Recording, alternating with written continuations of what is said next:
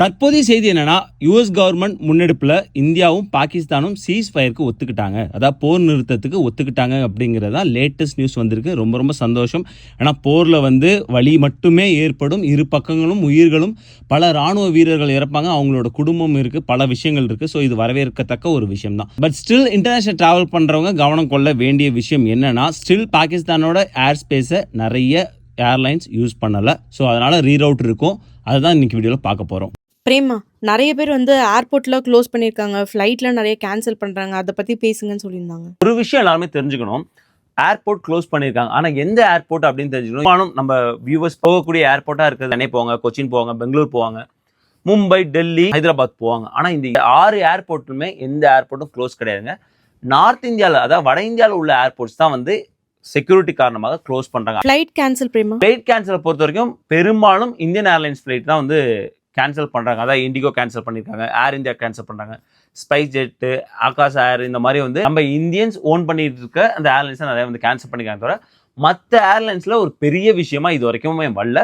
But ரீரவுட்டிங் இருக்கு. அது delay ஆகுமோ அப்போ? ஆமாம், நம்ம லாஸ்ட் வீடியோன்னு சொல்லியிருந்தோம் எந்தெந்த ஃப்ளைட் நிறைய இம்பாக்ட் ஆக போகுது, அதாவது கொஞ்சம் டிலே எதிர்பார்க்கலாம் அப்படின்னு பார்க்கும்போது நிறையா யூரோப்லேருந்து போகக்கூடிய ஃப்ளைட், நிறையா யூரோப்லேருந்து டெல்லி போகக்கூடிய ஃப்ளைட், அது யூரோப்லேருந்து சென்னை போகக்கூடிய ஃப்ளைட் எதுவாக இருந்தாலும் அவங்க பார்டரை கிராஸ் பண்ணுறதுனால செக்யூரிட்டி விஷயம் காரணமாக ரீரோட் பண்ணி கொஞ்சம் அதிக நேரம் தேவைப்படும் அப்படிங்கிற ஒரு விஷயம் தெரியுது. நீங்கள் ஸ்க்ரீனில் பார்த்தாலும் தெரியும். ரேடாரில் பார்க்கும்போது பாகிஸ்தான் மேலே எந்த ஃப்ளைட்டுமே பறக்கிறது கிடையாது. எல்லாமே ரீரோட் பண்ணிட்டு தான் போகுது. ஸோ நம்ம ஐரோப்பாலேருந்து போகக்கூடிய எந்த ஒரு ஃப்ளைட்டுமே கொஞ்சம் டிலே எதிர்பார்க்கலாம். பட் மிடில் ஈஸ்ட்லேருந்து போகக்கூடிய எந்த ஒரு ஃப்ளைட்டுமே, அதாவது முக்கியமாக சென்னை, அதாவது சென்னை, கொச்சின், பெங்களூர், ஹைதராபாத் போகக்கூடிய ஃப்ளைட் எதுவுமே பாகிஸ்தான் பார்டர் கிராஸ் பண்ணாது. ஸோ அதனால அந்த ஃப்ளைட்ஸ்க்கு எதுவுமே பிரச்சனை கிடையாது. Singapore airlines Prema. ஆமாம், இது நிறைய பேர் கேட்டிருந்தாங்க. நாங்கள் எல்ஏலேருந்து சிங்கப்பூர் போய் சிங்கப்பூர்லேருந்து சென்னை போகுதா பிரச்சனையான்னு.